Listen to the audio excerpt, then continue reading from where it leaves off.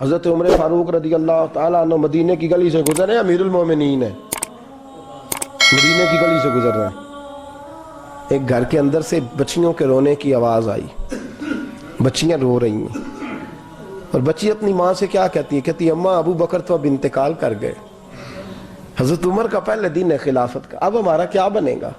ابو بکر تو وصال کر گئے۔ حضرت عمر فاروق رضی اللہ تعالیٰ عنہ نے رونے کی آواز سنی، دروازے پہ دستک دی، کہا بیٹو کیا بات ہے؟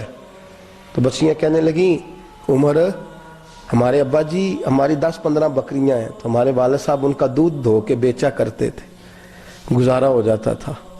جس دن ابا جی فوت ہوئے تو اس دن سے لے کر ابو بکر صدیق روز عصر کے بعد آیا کرتے تھے، ہماری بکریوں کا دودھ دھو کے دیتے تھے، کچھ ہم پیتی تھی، کچھ بیچ لیتی تھی، گزارا چلتا تھا۔ جس دن ابو بکر صدیق خلیفہ بنے تو ہم نے جا کے کہا ابو بکر اب کون دودھ دھوئے گا؟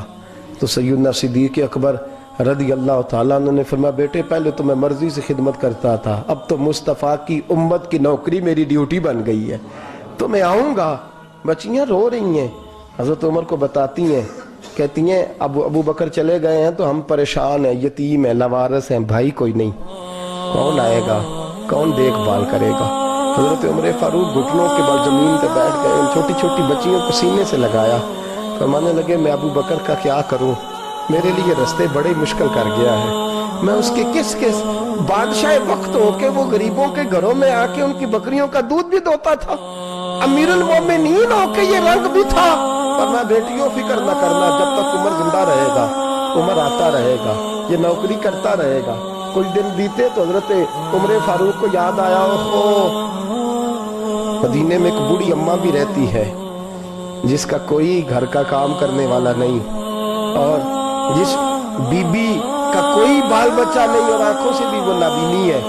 حضرت ابو بکر صدیق رات کے سناٹے میں جایا کرتے تھے، اس کے گھر میں جھاڑو دیتے تھے، یہ بادشاہ ہے، اس کی فقیری کا رنگ دیکھو، اس کو کنویں سے پانی بھر کے لا کے دیتے تھے، اور یہ لفظ آپ سنیں گے تو حیران ہو جائیں گے۔ اس بوڑھی اماں کے لیے نا ایک کونے میں گھر میں دور باغ سیم ایک جگہ کھود دی تھی جہاں وہ بی بی پخانہ اور پیشاب کرتی تھی۔ امیر المومنین حضرت ابو بکر صدیق رات کو جاتے تھے اور اس کا وہ پخانہ وہاں سے اٹھا کے باہر پھینک کے آیا کرتے تھے۔ اس عورت نے پیغام بھیجا کہ عمر سے کہو میری بھی ڈیوٹیاں تو نے سر انجام دینی ہے۔ عمر فاروق ساری رات کام کرتے، سناٹا گہرا ہوتا تو جھاڑو دبایا ہے بغل میں، اور عمر فاروق نکلے ہوئے اس بی بی کے گھر میں جھاڑو دیا جا رہا ہے۔ حضرت انس بن مالک فرماتے ہیں میں نے آخری عمر میں بھی اس بوڑھے عمر کو دیکھا، اس بڑھاپے میں بھی میں نے اس شخص کو دیکھا ہے کہ جب وجود کمزور ہو گیا، داڑھی سفید ہو گئی، لیکن پھر بھی اس کا انداز نہیں بدلا، اس نے ساری زندگی بادشاہی میں فقیری کر کے گزار دی، یہ پھر بھی کسی کے گھر میں جھاڑو دیتا ہے، کسی کی بکریوں کا دودھ دھوتا ہے، یہ کسی غریب میرے دوست یہ۔ اور جب سیدنا فاروق اعظم رضی اللہ تعالیٰ عنہ خطبہ دینے بیٹھتے تو کپڑے پھٹے ہیں، پیوند لگے ہیں، مزاج سادہ ہے، بڑا مال آیا ہے، بڑا مال، لیکن تقسیم کر دیا، اور یہی انداز آگے اپنے گورنروں کو دیا۔ حضرت سعید بن عامر رضی اللہ تعالیٰ عنہ آپ کے گورنر ہیں، حمص کے گورنر ہیں۔ جب لسٹ آئی نا غریبوں کی، حضرت عمر نے کہا کہ حمص کے جتنے غریب لوگ ہیں ان کی لسٹ بنا کے بھیجو، ان کو چندہ لگانا ہے، تو 17ویں 18ویں نمبر پر حضرت سعید بن عامر کا نام بھی آ گیا، گورنر صاحب کا۔ تو حضرت عمر نے سوچا شاید کوئی اور سعید بن عامر ہے، فرمانے لگے یہ کون ہے؟ جس کی ڈیوٹی لگائی تھی اس سے کہنے لگے یہ سعید کون ہے؟ تو کہا حضرت جی ہمارے صوبے کا گورنر۔ تو فرمایا اس کی لسٹ فقیروں میں؟ فرمانے لگے پتہ نہیں آپ نے کیا رنگ بھر کے بھیجا ہے، مہینہ مہینہ یہ شخص درختوں کے پتے کھا کے گزارا کر دیتا ہے۔ کہ یہ میں فرشتوں کی کہانیاں نہیں سنا رہا آپ کو، میں آپ کو جنات کی یا عالم بالا کی باتیں نہیں، اس دھرتی پہ بسنے والے، اس دھرتی پہ وقت گزارنے والے میرے رسول پاک کے تیار کردہ ہیرو کی باتیں عرض کر رہا ہوں۔ حضرت عمر گئے ایک دفعہ، کہا مجھے بتاؤ تمہارا گورنر کیسا ہے؟ تو حمص کے لوگ کہنے لگے ہمیں اپنے گورنر سے 4 شکایتیں۔ کون کون سی؟ پہلی بات تو یہ ہے کہ گورنر صاحب کو چاہیے فجر کے وقت آئیں، یہ سورج نکل آتا ہے تو باہر آتے ہیں گھر سے، سورج نکل آتا ہے تو آپ کہہ کے تو دیکھیں کسی معمولی سرکاری ملازم سے फिर आप देखिए आपका क्या बनता है। कहा ये सूरज निकलते वक्त आते हैं। दूसरी शिकायत ये है कि दिन को मिलते हैं, रात को नहीं मिलते। तीसरी शिकायत ये है कि महीने में एक दिन मिलते ही नहीं, गवर्नर साहब। चौथी शिकायत है कि रोते हैं, कभी कभी इतना रोते हैं कि बेहोश हो जाते हैं। हजरत फारूक आजम ने खड़ा कर लिया, फरमाया सही तेरी शिकायत आई है हुजूर हुक्म। फरमाया सुना है, पहले तू फजर के वक्त आ जाता था लोगों के मसाइल सुनने, अब तू सूरज निकलते वक्त आता है। तो हुजूर बीवी बीमार हो गई है और घर में नौकर तो है कोई नहीं, तो मैं सवेरे उठता हूँ तो पहले नाश्ता बनाता हूँ, बच्चों को खिलाता हूँ। उस औरत ने 35 साल मेरे साथ वफा की है, अब चारपाई पे है तो मैं उसके मुंह में लुकमे डालता हूँ। कहा उसे खाना खिला के जब वो दुआ देती है तो फिर निकलता हूँ। तो कहा सुना है तो हफ्ते में एक दिन मिलता ही नहीं, महीने में। कहने लगे हजरत जी जब मदीने से आया था तो एक कुर्ता और एक तामद साथ लाया था, मुझे आज 2.5 साल हो गए हैं, मैं नया लिबास नहीं खरीद पाया। मैंने अर्ज की मैं इस धरती में बसने वाले लोगों की दास्तान सुना रहा हूँ। कहा मैं अपनी तामद धोकर खुश्क होने को डाल देता हूँ, उसे आधा दिन लग जाता है, खुश्क होती है तो तामद पहन के कमीज धो लेता हूँ और फिर कमीज डाल देता हूँ। हजरत जी सारा दिन बीत जाता है तो बाहर नहीं आ पाता। हजरत उमर फारूक की गर्दन झुक गई। का सुना है तू रात को मिलता ही नहीं। ये लफ्ज कहे तो हजरत सईद बिन आमर कहने लगे ये मेरा राज था, आप मेरे अमीर ना होते तो कभी फाश ना करता। दिन मैंने बंदों के लिए रखा है, रात अपने रब के लिए रखी हुई है। मैं रात की तन्हाइयों में अपने करीम की बारगाह में जाता हूँ और मैं सारे दिन के गुनाहों की माफी मांगता हूँ। मैं अपनी गलतियों की तलाफी का सवाल करता हूँ, उसके हुजूर जाता हूँ, उसे दुखड़े सुनाता हूँ। रात मेरी उसके लिए बीत जाती है। हजरत उमर की और गर्दन झुक गई। फरमाया ये बता कि तू मिलता ही नहीं, कभी कभी तो रोता है और बेहोश हो जाता है। हजरत जी 40 साल की उम्र में कलमा पड़ा है, जब 40 साल के पिछले गुनाह याद आते हैं तो कब फिर मैं जब्त नहीं कर पाता। वो खताएं, वो पाप, वो जुर्म, वो खताएं जब सोचता हूं ना कि रब खड़ा करके पूछेगा बता ये जुर्म क्यों किया, तो वो एहसास मुझे परेशान कर देता है। हजरत जी मैं फिर बर्दाश्त नहीं कर पाता, फिर मैं तड़प उठता हूँ, मेरी ये कोताहियां हैं, बताइए क्या कहते हैं। हजरत फारूक आजम ने गर्दन उठाई तो आंखों में आंसू थे। कहने लगे या अल्लाह मुझे इस जैसे कुछ और गवर्नर भी अता फरमा, या अल्लाह इस जैसे कुछ और गवर्नर भी। अजीजों अपना हाल क्या है। मुल्क शाम जब फतह हुआ तो हजरत साद बिन अबी वकास रदी अल्लाह ताला अन्हु कहते हैं कि कुछ लोग मुझे कहने लगे कि हम आपसे मामला तय नहीं करेंगे, हम जजिया देंगे, टैक्स देंगे, इस्लामी हुकूमत के ज़ेरे असर आएंगे, लेकिन आपसे मामला तय नहीं करेंगे, अपने अमीर को बुलाइए।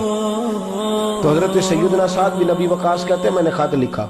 फरमाते खत लिखा हजरत उमर को। मैंने कहा जनाब आइए। जवाब में हजरत उमर ने खत में जवाब लिखा कि फलान दिन फलान तारीख फलां वक्त मैं मुल्क शाम पहुंच जाऊंगा। हजरत सैयदना उमर चले घर से, एक गुलाम, एक घोड़ा, एक नेजा। हजरत फारूक आजम ने कुछ खजूरें, खुश्क खजूरें, कुछ सिरका बांध के रख लिया रास्ते में खाने को। ये बादशाही में फकीरी हो रही। लाखों मुरब्बा मील का हुक्मरान है, करोड़ों अरबों रुपए पास पड़े हुए, वो सारी चीजें रख ली और सैयदना उमर फारूक रदी अल्लाह ताला अन्हु चलने लगे। अब गुलाम से कहने लगे भाई मेरा घोड़ा जरा माड़ा है, कमजोर है, तय कर ले, इतने मील तू घोड़े पे बैठेगा, मैं पैदल चलूंगा, फिर इतने मील मैं घोड़े पे बैठूंगा, तू पैदल चलेगा।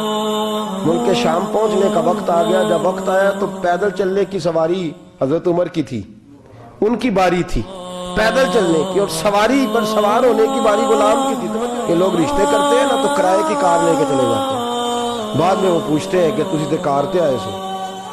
हम अपने आप को बनाने के लिए झूठी अनाम भी खरीदनी पड़े तो खरीदने से हम परहेज। हम जो बताते हैं वो हम होते नहीं, और जो होते हैं वो हम बताते।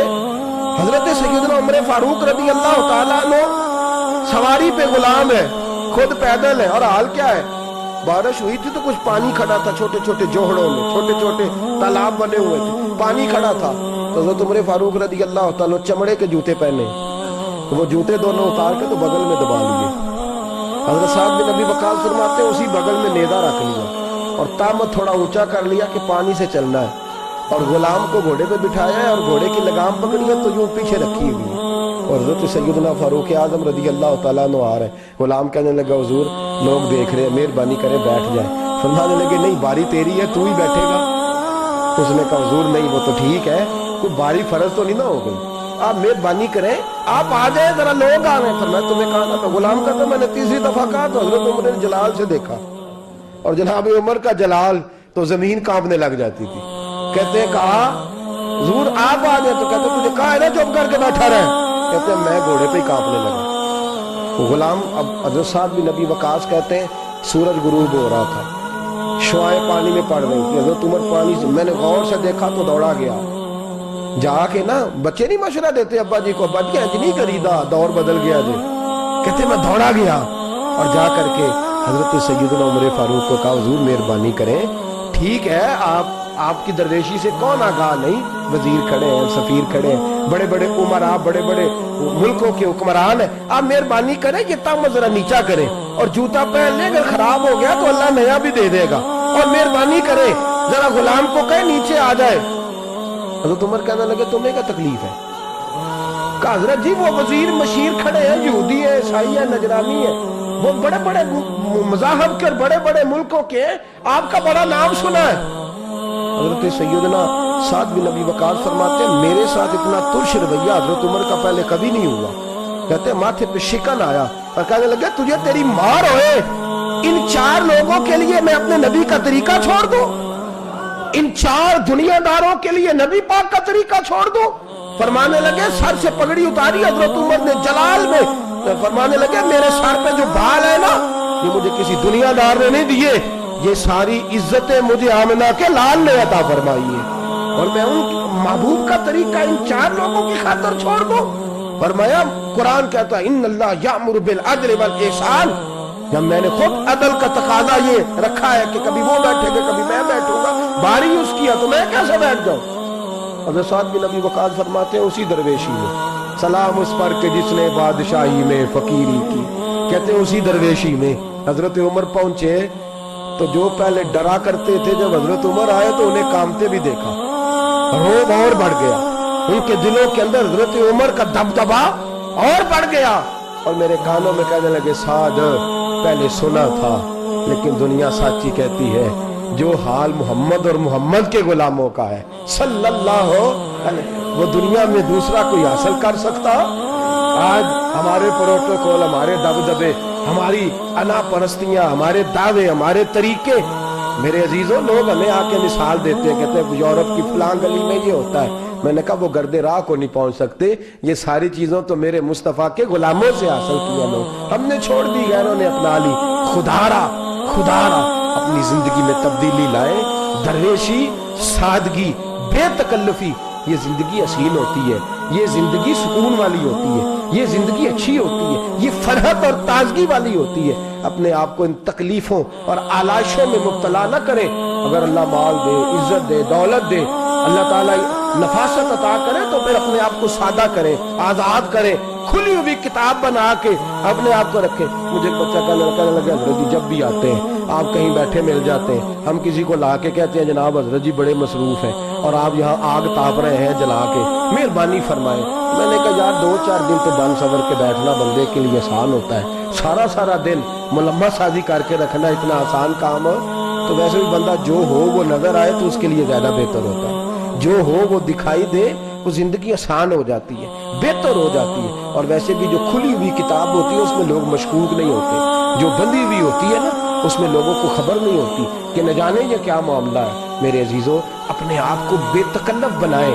بے تکلف سے مراد یہ نہیں کہ جیسے بے تکلفی ہم نے ایک غلط چیز کا نام بے تکلفی رکھ دیا ہے کہ جو آدمی بات پہ ٹھٹھا کرے، بات میں مذاق کرے، وہ بے تکلف ہوتا ہے۔ یہ تو بے تکلفی اسلام اس کو پسند ہی نہیں۔ بے تکلفی سے مراد یہ ہے کہ جھوٹی انا نہیں بنائیں، جھوٹے معاملات اپنے گرد نہیں اوڑیں۔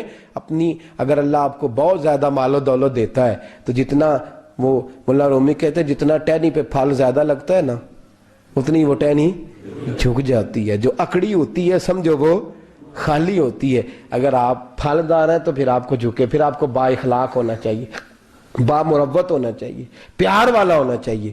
زندگی میں اس چیز کو ضرور اپنائیے، بڑے لوگ وہی ہوتے ہیں جن کا کردار بڑا ہوتا ہے، بڑے وہی ہوتے ہیں جن کی بات بڑی ہوتی ہے، کوئی باتوں سے اور پروٹوکول سے کبھی بڑا نہیں ہوتا، ہمیشہ مدحت خیر الانام میں گزرے، دعا ہے یوم اور درود و سلام میں گزرے۔ آخر دعویٰ الحمدللہ۔